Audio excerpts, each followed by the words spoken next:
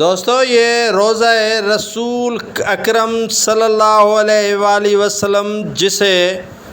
رب العالمین نے رحمت للعالمین کے طور پر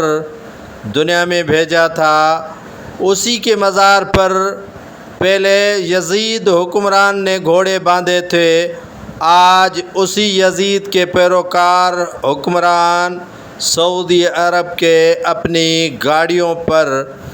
حرم رسول پر آئے ہیں اور گاڑیاں دوڑا رہے ہیں۔ پہلے یزید نے گھوڑے دوڑائے تھے اسی حرم مطہر پر، آج اسی یزید کے بچے اور سعودی حکمران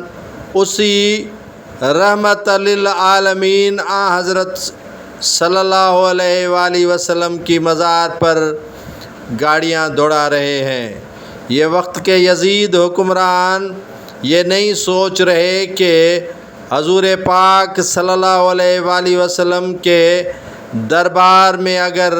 کوئی فرشتہ خدا کا وحی لے کر آتا تھا تو وہ بھی اجازت لے کر آتا تھا۔ اگر ملک الموت حضرت صلی اللہ علیہ وآلہ وسلم کا روح قبض کرنے کے لیے آتے تھے یا آئے تھے تو وہ بھی حضرت صلی اللہ علیہ وآلہ وسلم سے اجازت مانگ رہے تھے۔ یہ بدبخت حکمران اپنے